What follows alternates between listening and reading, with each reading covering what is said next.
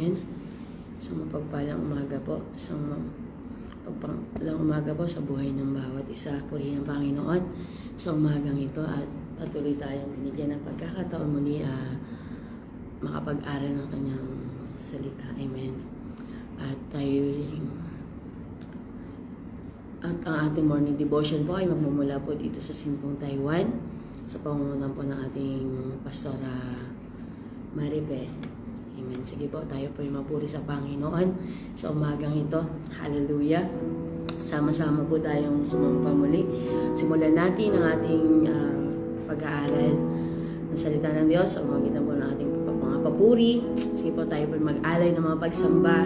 Samantalang tako naroon, tayo patuloy na magpuri sa Panginoon. Hallelujah. Padamanan sa Panginoon ang ating pasasalamat sa umagang ito. At muli niya tayo binigyan ng pagkakataon. Amen. Pasalamatan natin ng Panginoon sa ating mga buhay, sa ating kalakasan. Hallelujah. Tunay na tapat ang Diyos. Sino man nagtitiwala sa Kanya. Amen. Hallelujah. Purihin kayo o Diyos. Hallelujah. Hallelujah. Sige po, awit tayo sa Panginoon. Magtiwala sa Diyos ng buong puso, mararanasan Kanyang mga pangako. Huwag mangamba at mag-alinlangan, tagumpay ay iyong makakamta. Minsan pa, magtiwala sa Diyos, magtiwala sa Diyos ng buong puso, mararanasan Kanyang mga pangako.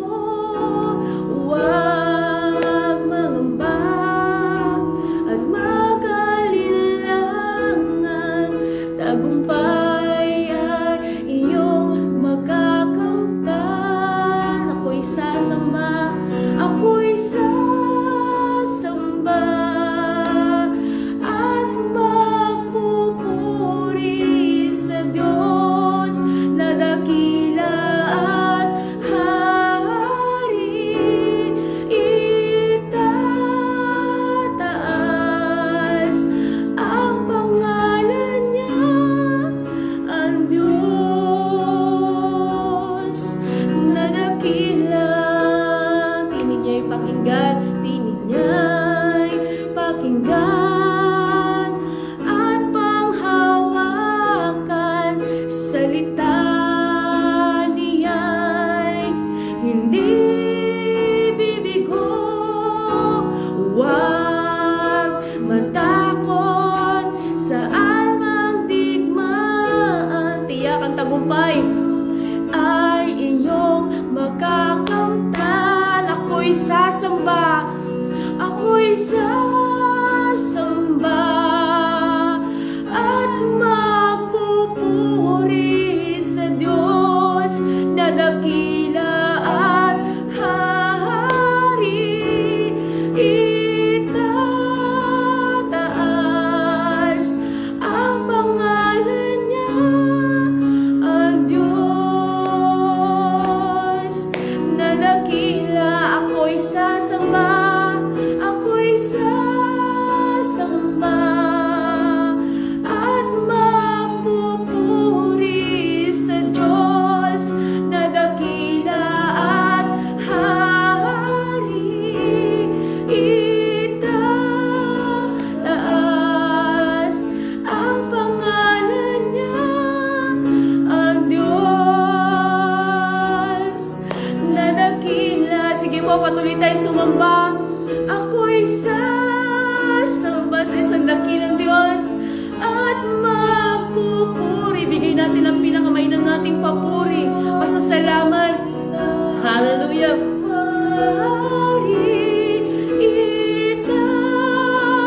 Itataas ang pangalan niya, ang Diyos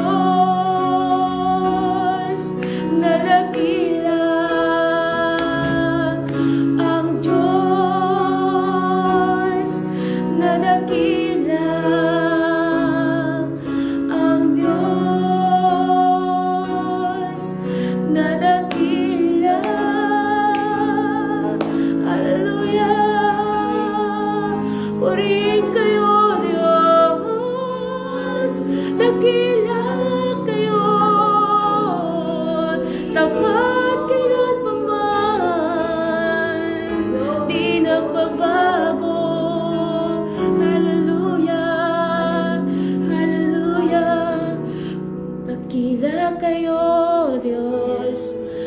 purihin kayo, Panginoon, sa lahat ng sitwasyon. Hindi kami mangangamba dahil tapat ang Diyos sa amin ay nangako na hindi kami iiwan, ni pababayaan man. Hallelujah. You will sustain us, O God. Salamat, Panginoon. Hallelujah. Purihin kayo, O Diyos. Ang aming Diyos na buhay, kailan pa man, laging tapat. Salamat, Panginoon, sa isang napakagandang umaga. Punong-puno ng pag-asa, bawat isa, Panginoon. Laging sariwang yung biyaya, Panginoon, at iaangkinin namin sa umagang ito, Panginoon, yung pagpapala, O God, sa buhay ng bawat isa, sa aking mga kapatid. Hallelujah. Patuloy, Lord God, na patuloy nag-aalay ng mga panahon, oras upang makilala kayo, Diyos. Hindi nyo bibiguin, Panginoon, sino man naghahanap sa inyo, Panginoon. Sa umagang ito, masusumpungan, Panginoon, ng bawat isang Panginoon. Hallelujah. Ang iyong kamangha-mangha muling gagawin, Panginoon, ang iyong pagpapala sa buhay ng bawat isa, Lord God. Salamat, Panginoon. Purihin kayo, Diyos. Tunay niyang hindi kami mangangamba. Hallelujah. Dahil buhay ang iyong salita, tiyak ay kami tagumpay, Panginoon. Patuloy ang pangahawakan ng iyong mga pangako, O God, sa umagang ito, Lord God. Purihin kayo, O Diyos, at sa inyong lingkod na gagamitin, Panginoon. Maghahayag ng inyong mensahe sa umagang ito sa buhay po ng aming mahal na Pastora Maripe, Lord God. Patuloy niyo sa samahan, O God, ang pagsama ng Banal na Espiritu, ang kapangyarihan ng inyong mensahe, Panginoon. Hallelujah. Ito'y pinagpala niyo na, Panginoon. Hallelujah. Hallelujah. At hindi niyo bibiguin, Panginoon, ang iyong mga anak na patuloy nag-aasam, Panginoon, ng iyong mga pangungusap sa umagang ito. Hallelujah. Holy Spirit, patuloy ng pagsama niyo, Panginoon, sa mandako naroon ng aming mga kapatid, hindi malilimitahan ang iyong kapangyarihan, hindi malilimitahan ng distansya, maging ang oras, Panginoon. Hallelujah. Sa mandako kayo ay naroon, Panginoon, at sa umagang ito, hallelujah, ang inyong mensahe, Panginoon, ang inyong revelasyon, Panginoon, sa buhay ng bawat isa, patuloy na maging kalakasan, O Lord God. Patuloy hubugin ang aming mga pananampalataya, dalisayin, Panginoon, sa magitan ng iyong mga salita, Lord God. Purihin kayo, O Diyos, ang Diyos na mga katagumpayan, ang Diyos na aming pinupuri, sinasamba. Hallelujah. Sa umagang ito, angkinin na po namin, Panginoon, ang pagsama nyo at ang inyong katagumpayan sa buhay ng bawat isa. Purihin po kayo, O Diyos, at maingat na po namin ibinabalik ang lahat ng parangal, papurit, pagluwalhati sa pangalan ng Panginoong Jesus. Amen. Praise God. Good morning po. Sige po. At ibibigay na po natin sa ating mahal na Pastora Maripe. Praise God, mapagpalang umaga pong muli sa buhay ng bawat isa. Salamat sa Panginoon sa umagang ito at muli tayo nagkaroon ng pagkakataon na makapagbulay ng kanyang mga salita sa umagang ito. At bago po tayo muling magpatuloy sa ating pagbubulay ng kanyang mga salita, sige po muli po tayong manalangin. Hallelujah. Purihin kayo, O Diyos, tunay nga pong kayo mabuti, aming Ama. Tapat at kailanmay hindi nagbago sa buhay ng bawat isa, O Diyos. Pinupuri po namin kayo at pinasasalamatan sa bagong buhay na aming natanggap muli sa umagang ito, O Diyos. Hallelujah. At bukod sa buhay na ito na patuloy niyong ipinagkakatiwala sa amin, aming Ama, salamat rin sa mga pagkaing espiritual na patuloy niyong ibinibigay sa amin sa bawat araw. Umaga pa lang ay kami patuloy nang nakakatanggap ng inyong mga biyaya, O Diyos.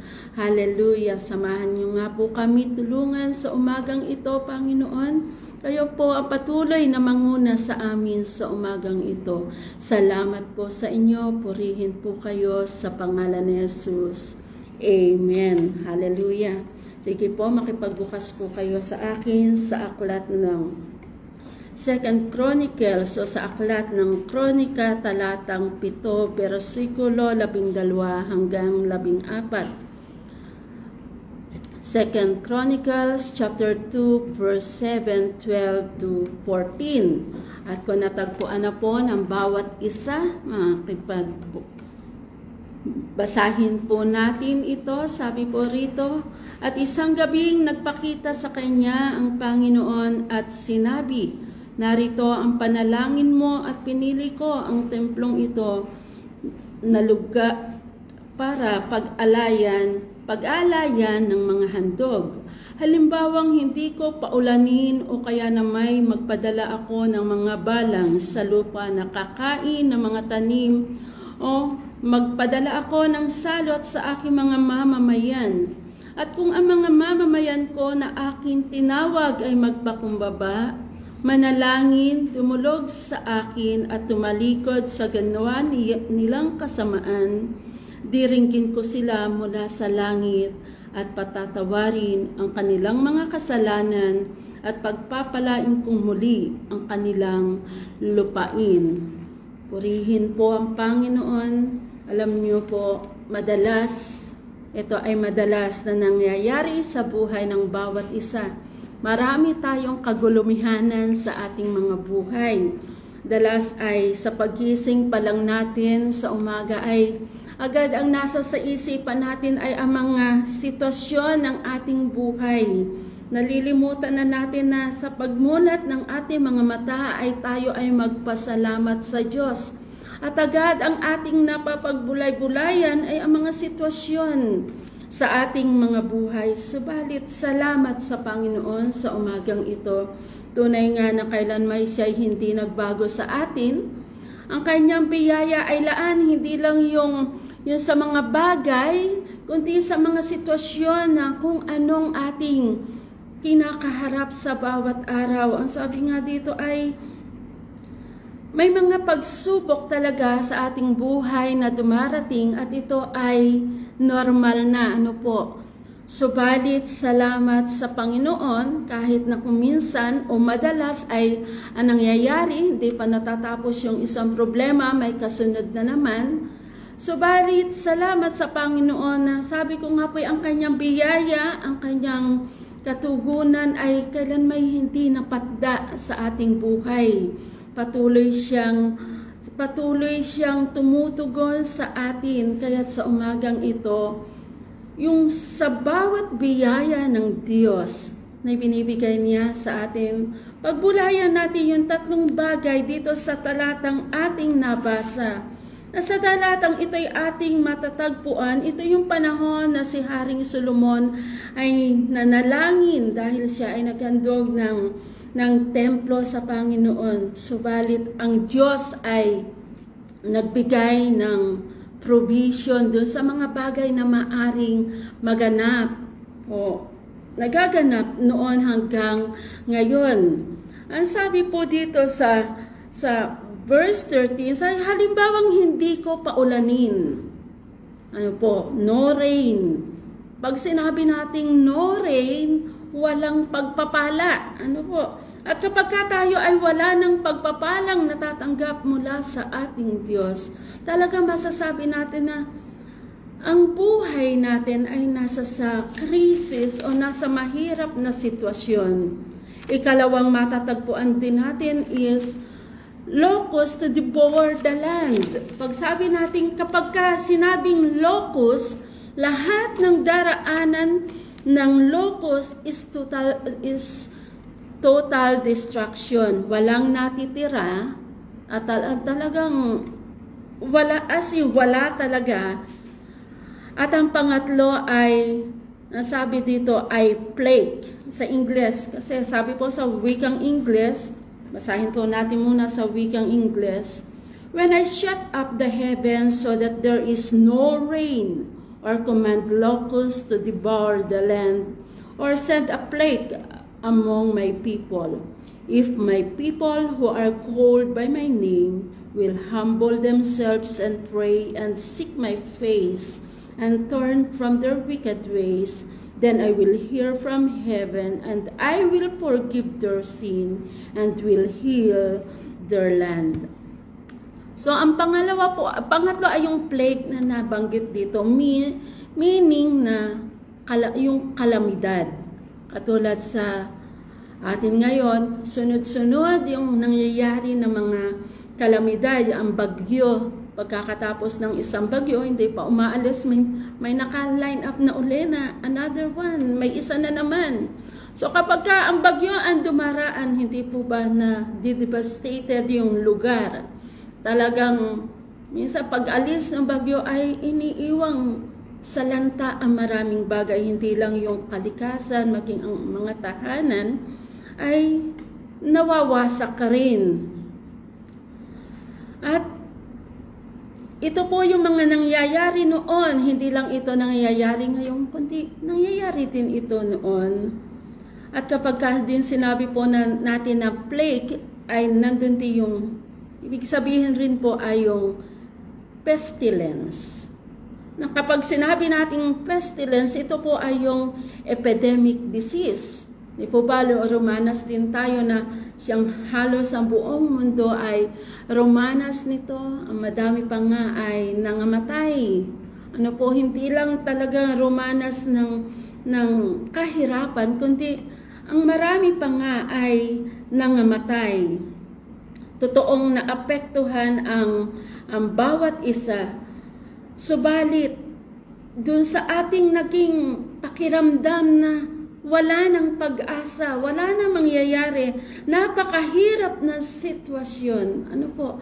Ang iba ay talaga nando sa pagkakalugmok na sa kanilang mga sitwasyon ay nalilimutan nila na may Diyos. Kaya naman, kapag nadi-discourage na ang bawat isa sa atin ay nagiging response natin ay ang lumayo sa Diyos. Yun ang madalas na nagiging response ng karamihan, ang tumalikod.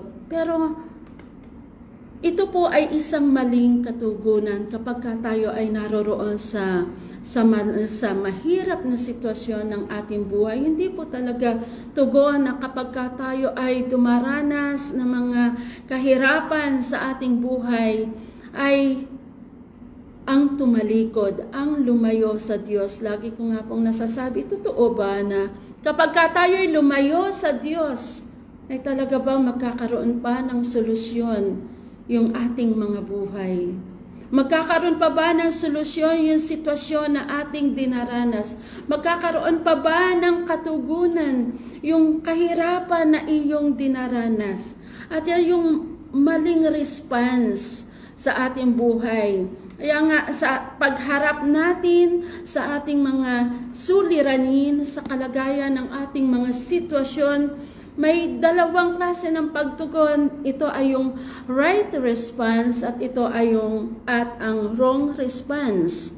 Ang nagkakaroon tayo ng wrong response kapag ang pina-arise natin ay yung ating emosyon. Kapag yung ating emosyon ay naroroon, talaga naman na ang ating nagiging pananaw ay mali rin.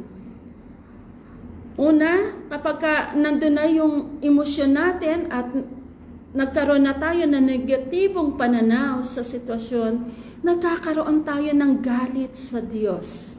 At mali po iyon, maling pagtugon iyon. Sa pagkakaroon mo ng galit sa Diyos, dahil hindi mo gusto yung nangyayari sa iyong buhay, talagang nagkakaroon tayo ng maraming katanungan sa Kanya. Ano ba po? Nagkakaroon tayo ng pagkamuhi, bitterness sa nangyayari sa ating buhay. Hindi lang maraming tanong, nagkakaroon pa tayo ng talagang pagkamuhi dahil hindi tayo nagtatagumpay. Kahit anong paggawin ay hindi nagtatagumpay. At kapag tayo nagkaroon ng pagkamuhi o bitterness, nandoon rin yung complain. Ano po, yun ang madalas na nangyayari sa atin kapag tayo ay nasa mahirap na mga sitwasyon, yung complain. At naroon din, kapag tayo puro complain na, napupuno na talaga yung ating damdamin ng samot-saring mga ng galit, ng bitterness, ng complaint, nag-a-arise na yung depression sa buhay natin. Nagkakaroon na tayo ng depression. At kapag madami pa nga ay talagang katulad nung nangyari nung panahon ng COVID, nandun talaga na marami na yun, nagpapakamatay na kasi sobrang na-depress na doon sa kalalagayan. Marami ay nagkakaroon ng pagdududa sa Diyos. Yung pananampalataya ay nauuga.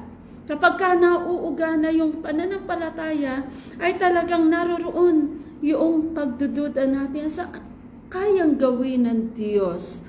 Na para bagang iniisip natin na totoo ba na may Diyos? Bakit ito ay nangyayari sa aking buhay?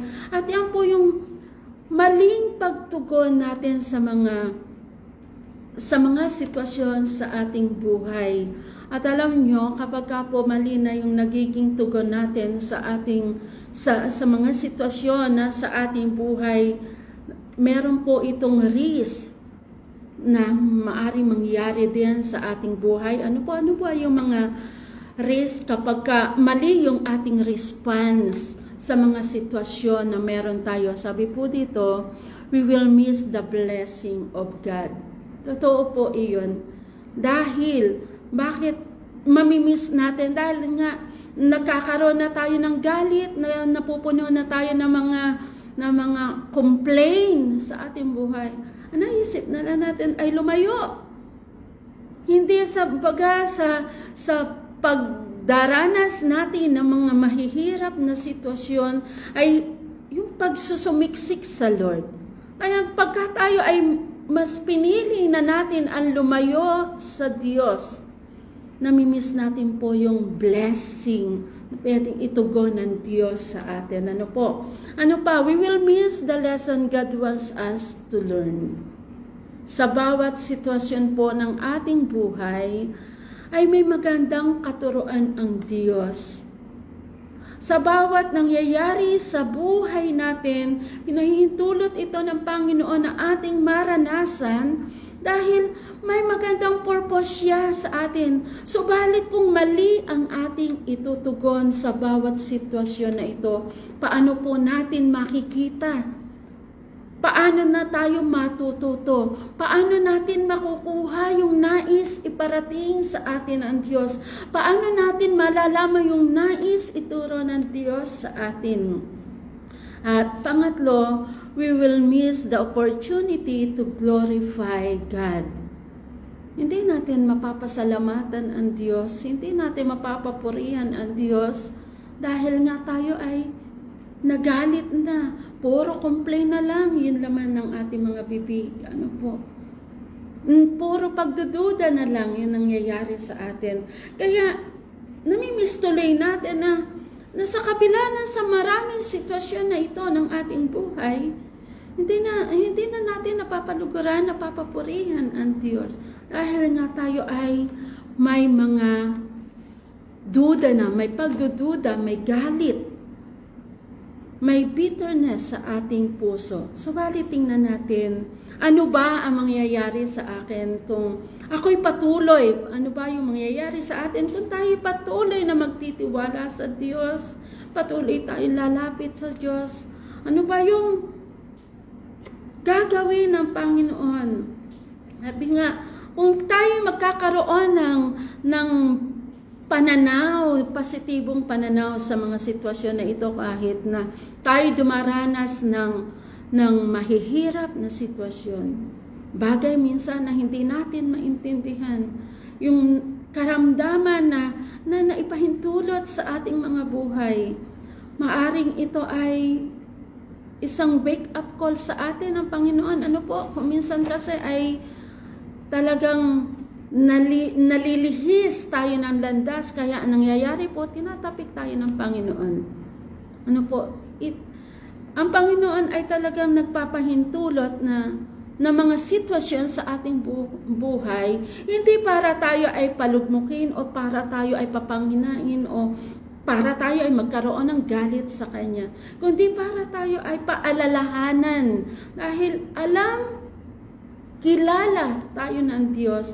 Ano ba yung mga ginagawa na natin? Ano ba yung ating mga nilalakaran? Kaya, to call to wake up, para gisingin tayo, pinahihintulutan ng Panginoon na tayo dumanas sa mga sitwasyon. Ano ba po? It is God's shaking. Sinishake tayo, ginigising pa rin, paggising pa rin. Tunay na isishake tayo, isishake yung ating pananampalataya. Hanggang saan nga ba nananampalataya itong anak kong ito? Ito ba'y kaya lang ganito ay napapagpala? O sa pagdating ba ng maraming sitwasyon sa kanyang buhay, ito ba ay patuloy pa rin magtitiwala sa akin? Mananatili pa rin ba ito sa kanyang pananampalataya? Magpapatuloy pa ba siya? Ang kanya bang pagtitiwala ay ilalagay pa rin niya sa akin? At pangatlo, it is God's discipline. Baka tayo po isang tunay na anak ng Diyos. Habi nga tunay na tayo pararaanin doon sa apoy. Tayo ay pararaanin sa mga sitwasyon para ating matutunan yung pagdidisiplina ng Diyos. May mga pagdidisiplina rin po ang Panginoon na sa pamamagitan ng pagpaparanas sa atin ng mga sitwasyon. Kaya nga po, salamat sa Panginoon dahil hindi niya tayo pinababayaan. Ano may yung maging sitwasyon ng ating buhay, ang Diyos ay naririyan. Lahat na nangyayari sa ating buhay ay may magandang layunin at purpose ang Panginoon. Ngayon naman, kung tayo naman ay magkakaroon na right response sa ating Diyos, sa mga dinaranas natin sa ating mga buhay, ano ba ang sinasabi ng Biblia? Sabi po dito sa verse 14, sabi dito, at kung ang mga mamamayan ko na aking tinawag ay magpakumbaba, ano raw po yung dapat una nating gawin? Okay, dumaranas tayo ng pagsubok, dumaranas tayo sa sakit, karamdaman, may problema sa pamilya, may problema sa trabaho, may problema sa anak, sa lahat ng sitwasyon, sa lahat ng aspeto ng ating buhay. May problema tayo, dumaraan tayo. Ano ba? Sabi ng Panginoon dito, kung tayo ay magpapakumbaba, we must humble ourselves. Kuminsan madalas nangyayari talaga ay napaka-taas pa natin sa halip nga, sabi ko nga po, sa halip na tayo lumapit sa Diyos, ang itinutugon natin ay ang paglayo at ang pagtalikod. Pero sabi dito, kung ang aking mamamayan at kung ang mga mamamayan ko na aking tinawag ay magpakumbaba, ibig sabihin ay ang humbleness, humility is a virtue. Na kapag tayo ay nagpakumbaba sa harapan ng Diyos, kapag tayo ay talagang inilapit natin ang ating sarili sa Diyos, at pagsisihan, ano ba yung ating mga pagkukulang, ano ba yung ating nagawa, inilapit natin ito sa Panginoon, naroroon din naman ang Diyos na tutugon sa atin. Hindi lang yon. Kapag sabi nga ay idinudulog natin yung ating sarili sa Panginoon. Parati pa rin tayong nagdidepende sa Kanya. Ang Diyos, dalawang kamay tayong sasaluhin niyan. Dalawang kamay tayong aabutin ng Panginoon at doon mararanasan po natin yung katugunan ng Panginoon. Dapat lang talaga magkaroon tayo ng right response. Ano man yung mangyari sa ating mga buhay, ano man sitwasyon, yung ating karapin, always depend on Him. Sabi nga po sa Psalms 34:18 na kapag tayo ay lagi nagpakumbaba, ang Diyos ay laging malapit sa atin. Ano po, hindi talaga tugon na tayo ay magreklamo pa. Ano po, hindi talaga dapat maging tugon yung tayo ay mag-complain, magalit, manumbat sa Panginoon. Kundi ang nararapat natin gawin, come to the Lord, humble ourselves. Doon natin makikita at masusumpungan yung katugunan. Ikalawa, sabi dito ay magpakumbaba, manalangin. Talaga pong napakahalaga na tayo ay manalangin. Itugon agad natin ay ang paglapit sa Kanya, ang magpakumbaba, kasunod na nito ang pananalangin. Iluhod natin sa Diyos. Iluhod natin sa Kanya. Sabi nga lagi noon sa akin ng Pastor Paul, kapag marami ako mga suliranin at ako'y lumalapit sa Kanya, isa lang lagi yung tugon niya sa akin. Sabi niya sa akin, sa bawat sitwasyon ng aking buhay, sa rami ng aking inaasikaso, isa lang ang aking nilalapitan. Ginagamit ko ang aking tuhod. Ginagamit ko ang aking mga mata. Ano po iyon? Pagbabasa ng salita ng Diyos. At doon ay talagang makikita mo yung katugunan ng Panginoon. Sabi niya, ito yung Biblia. Ang Biblia ay hindi lang talaga nasulat, yung salita ng Diyos. Kung ikaw ay lalapit at mananalangin sa Kanya, sasamahan natin ang pagbabasa ng Kanyang mga salita, matutugunan po yung ating mga sitwasyon. Lahat ng klase ng ating mga suliranin, kapag ang ating ginamit, ay ang itinugon ay ang paglapit sa Kanya, ang magbasa ng Kanyang mga salita, tiyak at sigurado na may magandang katugunan ang Diyos, may kasagutan na nakalaan ang Diyos. Hanapin natin po siya. Seek Him in the way na magbasa ng Kanyang mga salita. Totoo po ito na sa bawat pagbabasa natin ng salita ng Diyos, naroroon yung katugunan ng Panginoon. At nabanggit pa nga ng Pastor Paul sa akin na, akala mo ba sa dami ng mga suliranin sa iglesia, may suliranin din sa pamilya, sa rami ng aking mga hinahawakan, kaya ko bang tugunan lahat iyan? Sabi niya sa akin, hindi. Nandun yung aking pananalangin, nandun yung aking paglapit sa Diyos. Ang pagbabasa ng Kanyang mga salita at naroon talaga natutugon, talaga nagre-reveal ang Diyos ng mga katugunan. At tunay pong napakabuti ng Panginoon. Maging pananaw po natin sa ating mga buhay na ang bawat sitwasyon na nangyayari sa ating mga buhay, sabi nga dito ay ito'y isang pagtutuwid at pagtuturo sa atin ng Panginoon. Isang bagay na ginagamit ng Diyos upang tayo'y lalong maghanap sa Kanya. Lalo nating isik ang Diyos. Lalo tayong magdepende sa Kanya. Hindi yung tayo ay sa paglayo. Dahil sa ating paglayo, wala talaga tayong makukuhang katugunan. Wala tayong makukuhang tamang response. Subalit kung tayo patuloy na didikit sa Panginoon, magdedepende sa Kanya, iaangka natin yung buhay natin sa Kanya. Anumang klase sitwasyon ng ating buhay, meron tayo. Ang Diyos ang tanging katugunan sa lahat ng ito. Ang Diyos ang tanging may alam kung ano yung tamang itutugon sa ating mga sitwasyon. At ang ikaapat, sabi dito, kung tayo ay tatalikod sa mga kasalanan natin. Sabi dito, kapag tumalikod sa ginawa nilang kasamaan, diringgin ko sila mula sa langit at patatawarin ang kanilang kasalanan at pagpapalain kong muli ang kanilang mga lupain. Tingnan niyo kung kabuti ang Panginoon. Ito ba rin ba ang maiitugon kung tayo ay lalayo sa Diyos? Minsan tayo na lang talaga po yung nagpapahirap ng mga sitwasyon natin sa ating mga buhay. Kaya't marami sa mga Kristiyano na ang talagang hirap pa rin sa pagsulong sa pananampalataya kapag dumarating na yung maraming pagsubok dahil nagiging mali yung ating pagtugon sa mga sitwasyon.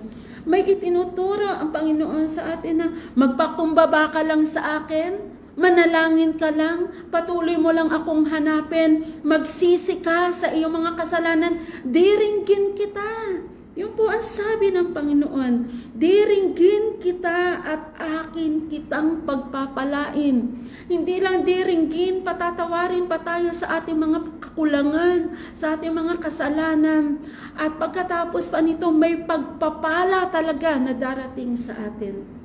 Ganyan po kabuti, ganyan po katapat ang Diyos sa atin. Kaya't wala po tayong dapat ipagkahinayang sa ating patuloy na pagtitiwala sa Diyos. Patuloy tayong manatili sa kamay ng Panginoon. Patuloy po nating panghawakan ang kanyang mga salita, ang kanyang mga pangako. Ano man yung maging sitwasyon ng ating buhay, patuloy lang tayo sa Panginoon. Kung sa umagang ito, agad ay sa paggising mo, ay may mga suliranin na hindi mo inaasahan. Kung sa paggising mo pala sa umagang ito, yung iniisip mo pa kagabi nung isang araw na nakaraan na buwan, ay naririyan pa rin, kapatid, sa umagang ito, hinahamon kita. Patuloy kang lumapit sa Panginoon dahil may pangako ang Diyos. Kung tayo lalapit sa Kanya, laging depende sa Kanya at patuloy natin siyang hahanapin. Patuloy tayo magpakumbaba sa Kanya. Tiyak ang pangako ng Diyos. Tiyak ang katugunan. Pagpapalain tayong lahat ng Panginoon. Magkakaroon katugunan ang sitwasyon na yan. Kaya't sa umagang ito, mas masarap bulayin ang Kanyang mga salita kaysa mga suliranin na meron tayo. Kapag ba inisip natin ang inisip yan, magkakaroon ba ng katugunan? Subalit kung kapag tayo patuloy na nagsisik sa Lord, patuloy tayong lumalapit at sumusunod sa Diyos, nandiyan yung problema, kaya magugulat ka na lang. Wala na. Nasolusyonan na ng Panginoon. At sa lahat ng kaparaanan, kapag tayo nanatili sa Diyos, sa lahat ng kanyang kaparaanan, gagawin ng Panginoon upang tayo ay magtagumpay sa ating mga buhay. Kaya nga, sabi doon sa ating inawit kanina, magtiwala sa Diyos na buong puso. Mararanasan natin ang kanyang mga pangako. Totoo po iyon, mga kapatid. Kaya sa umagang ito, salamat sa Panginoon sa maigsing mensaheng ito ng Panginoon sa bawat isa sa atin. Patuloy po tayong manatili sa kamay ng Diyos. Ano man yung suliranin, ano man yung ating kinakaharap sa mga oras na ito, patuloy tayong magtiwala, lumapit, magpakumbaba, manalangin sa ating Diyos. Ang Diyos na tumawag sa atin ay tapat at kailanmay hindi pa bago-bago ng kaisipan. Ang pangako niya. Ang sinabi niya. Wala tayong gagawin kundi ang patuloy na magtiwala, manatili sa kanyang mga kamay. Sige po, tayo po ay muling manalangin. Pasalamatan natin ang ating Diyos sa umagang ito. Tunay na siya ay mabuti, tunay siya ay dakila, tunay na siya ay tapat sa ating mga buhay. O, purihin kayo, O Diyos. Purihin kayo, Panginoon. Salamat po sa inyo. Salamat po sa inyong mga salita, Panginoon, na aming narinig sa umagang ito, O Diyos. Hallelujah. Totoong kayo'y mabuti, Panginoon. Totoong kayo'y tapat, O Diyos, sa aming mga buhay. Ang katunayan nga, Panginoon, sa bawat sitwasyon ng aming buhay, marami kaming mga kakulangan sa inyo, subalit hindi nyo kami pinagkukulang. Hindi nyo po kami pinababayaan. Patuloy niyo pa nga pong ipinagkakatiwala ang buhay na ito sa amin, Panginoon, upang kami ay muling bigyan ng pag-asa, upang iparanas muli yung bagong biyaya sa amin, Panginoon. Hindi lang buhay ang inyong binigay, nilakipan niyo pa ng lakas, Panginoon. Nilakipan niyo pa na maraming biyaya, O Diyos. Hindi lang sa amin, para sa aming mga physical, kundi ang aming spiritual ay sinusuplayan niyo din, Panginoon. Totoong kayo'y mabuti, totoong kayo'y dakila, O Diyos. Hallelujah! Sa umagang ito, O Diyos, kayo pong patuloy na magpala, kayo po ang patuloy na umabot, kayo po ang patuloy na mag-ingat sa bawat isa na nakiisa sa umagang ito, sa bawat isang nakikinig ng inyong mensahe sa umagang ito, O Diyos. Ama, kayo ang tunay na may alam na sitwasyon ng bawat isa, Panginoon. Kahit patuloy ko po silang Idinadalangin sa inyo, O Diyos, kung sino man ang nakakaranas ng mga mahihirap na sitwasyon sa umagang ito, Panginoon, Ama, abutin niyo po sila. Hallelujah. Pagpalain niyo po sila, O Diyos. Hallelujah. Salamat po sa inyo. Salamat po sa inyo, Panginoon. Maging ang mga may karamdaman, Panginoon. Hallelujah. Ang kagalingan ay sumagana sa buhay ng bawat isa, O Diyos. Hallelujah, hallelujah. Purihin po kayo, Panginoon. Purihin po kayo. Salamat po sa umagang ito. Tuloy po naming dalahin ang mga salitang ito sa pag-usad namin sa mundong ito, O Diyos, sa aming pagharap, sa maghapong ito, O Diyos. Patuloy niyo po kaming pangunahan, patuloy niyo po kaming samahan, Panginoon. Saan man dako naroroon ang bawat isa, O Diyos. Ang pagpapala, ang pag-iingat ay sumagana po sa buhay ng bawat isa. Salamat po sa inyo, purihin po kayo sa pangalan ng aming Panginoong Hesus. Amen, amen. Muli po, mapagpalang umaga po sa buhay ng bawat isa. Blessed Sunday po. God bless po.